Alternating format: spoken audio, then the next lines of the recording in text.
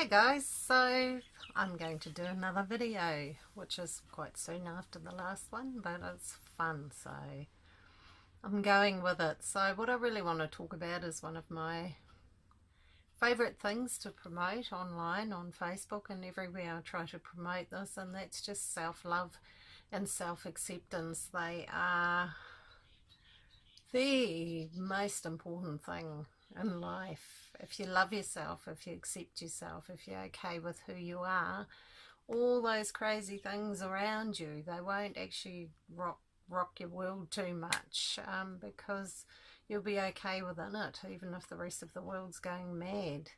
Who you are won't be affected by that. You'll still feel it and you'll still go, gosh, what's going on?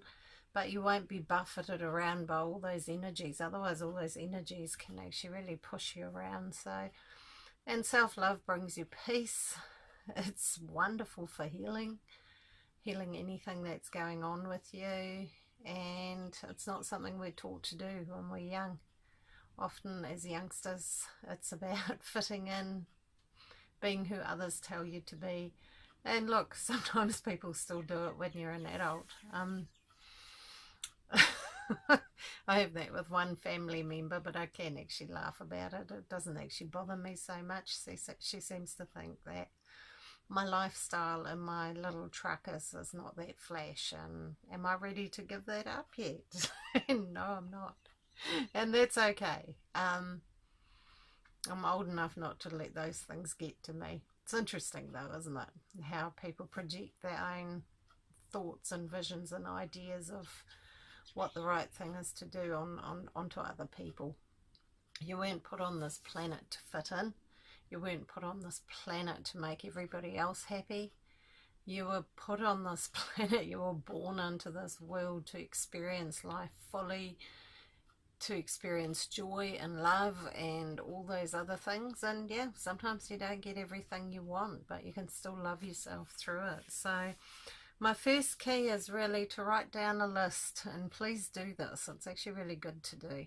Write down a list of all your achievements and things you've done in your life. You'll probably find there's quite a lot. And then also write another list of everything you like or love about yourself. Try and be objective. Everybody has good qualities, so see how many you can come up with. So that's step one, and it's a good thing to do. Step two is actually good nutrition. It's so important in how you feel, how your mind feels, how you feel emotionally. If you're going through ups and downs and sugar crashes and rises, you're going to have moods all over the place. So don't starve yourself, please. Eat good, healthy, nutritious, and preferably living food, because the more alive your food is, like, you know, something straight out of the garden, it has a very high vibration, and through eating something with that vibration of light and a high vibration, you automatically enhance your own. So that's a pretty good thing to do. Whereas stuff that comes in a packet and you read the ingredients and none of them look like food, it's probably not going to do much for your body or your vibration. So that's step two. Step three, spend your time around people who value you for who you are. Not for what you can do for them, not for who they think you are, but people who actually really value you for who you truly are, and who've bothered to take the time to get to know you. And even if they don't agree with what you do, they still accept you for who you are. So those are the people to try and spend as much time as possible around. Yes, we all run into people who aren't like that, but try and minimize that. So I've got a little bit more about that a bit further down the track. A really important one is mirror work. And I've been amazed when I was working as a healer how many people are actually really uncomfortable with that. One guy I knew actually couldn't cope with mirrors at all. He did not want to see himself. He disliked himself so intensely. He did not want to see his own reflection, which I thought was incredibly hard. You know, he wasn't a hideous looking person anyway. Even if he was, you've still got to accept and love what you've got. So look in the mirror and really look into your eyes, connect. You know, don't just look at your nose and your mouth and whether your eyebrows are good or not, or whether you've got some grey hairs like me. All of those things are actually not that important. Connect, look into your own eyes and say, I love you, and keep saying it till you feel okay about it, and do that at least once a day. It's a very good way to convey that message to you and to yourself. So yeah, I wouldn't miss that one. That one is actually really important, and it's been taught for years by all sorts of spiritual teachers like Louise Hay, and you know, she went through a big journey of healing herself of cancer, and that's how she came to do what she did, to help others heal. So please do that. Getting enough sleep. Now, nobody's at their best if they're dog tired and haven't been sleeping well, so make sure you try and sleep enough. If you have trouble sleeping, there are some quite good herbal remedies for that. Magnesium certainly helps with a good restful sleep. Some people who are deficient don't sleep so well. There are things like valerian. That one's quite a strong one. I don't personally like that one because it makes me feel a bit too wonky. Skullcap is another beautiful sleepy time one, but yeah, my top one would be magnesium. Making sure you get some magnesium will really help you to sleep well.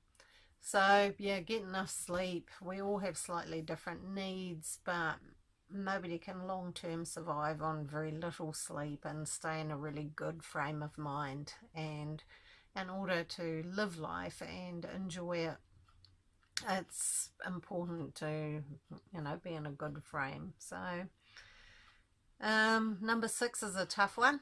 It's a hard one for all of us. If you find yourself in a really negative environment, trust your gut. You know, you'll feel it. You'll feel it. I feel energies like that actually as a very uncomfortable feeling in my auric field. I get really tense neck muscles, and within a day I'll have a headache. Just because I'm not comfortable with what I'm experiencing. If you can't transmute it, if you can't go, okay, well, that's fine, I don't care, I'm going to go with it, and it's not going to touch me, which is one way of dealing with it, but that's quite hard to maintain. Get yourself out of there. Look for somewhere else. If it's at work, find yourself a better workplace. If it's your family, cut your visits short. Make sure when you go, you have a reason to leave after a shortish period of time. Don't put yourself through hell because it's not worth it. So, you know, we do absorb the energies of what's around us. If you have been somewhere negative, it's always a good idea to do a bit of cleansing. Either visualize light throughout your energy, you know, white light, gold light, whatever works for you, or even just having a shower and visualizing. That's a really good way to cleanse yourself and to clear those things, and breathe back into your belly so that you come back into your own center rather than still having your energy out there connecting with these other energies. You want to bring it back in, right back into you. So that is really important too. And number 7, my magical number 7. I love the number 7. Because yeah, in numerology, that's one of my numbers is 7, and I've always liked it. So 7 is forgive yourself. You know, we all try to forgive other people, but often forgiving ourselves is actually a lot harder. We all make mistakes. Boy, I've made plenty in my own life, but continuing to beat yourself up for them isn't going to solve it. If you can fix it, do it. If you can't, you've got to let it go, or it will continue to hurt you and control you forever. So forgive yourself. At the time you did what you had to, or what you knew how to do. Most people don't go around intentionally doing bad things. They do things because that's what seems the right thing at the time. It might not look like the right thing now, but then it did. So let it go. Don't beat yourself up long term. So loving yourself is a lifetime journey. It's something to continue to practice. We all have moments where we don't fully love ourselves, but really it is the most powerful way to heal anything that's happening within you, in your emotional self, in your physical self. We hold lack of self-love and unforgiveness in our body, and quite often that can become pain. Yeah, so it's the biggest gift you can give yourself. It's the best thing you can do for yourself. It's something that when you truly love yourself, other people notice and they want a bit of it too. And it's not about giving them then that, it's about empowering them to give it to themselves. I mean, that's how we pass it on to other people, is to tell them that they are beautiful and that they deserve their own love. We all do. And it makes it easier to love and accept others too. If you're free and you love yourself and you're free within your own being with who you are, accepting other people is much, much easier. It doesn't mean you agree with everything they do, but you can actually walk away from it and accept it and be okay with it. So it's one thing not to ever stop doing, and the tougher life gets, the more important it is. So make it a priority. Even, write yourself something beautiful. I have a really loving message as my what do they call it, screen on my phone that goes on when I'm not using it. Has a name, can't remember now, but yeah, even as your screensaver on my computer, I have another beautiful loving message, so that when I work they pop up. You can never have too much of that. So lots of love to you. Every single soul on this earth, in this universe, deserves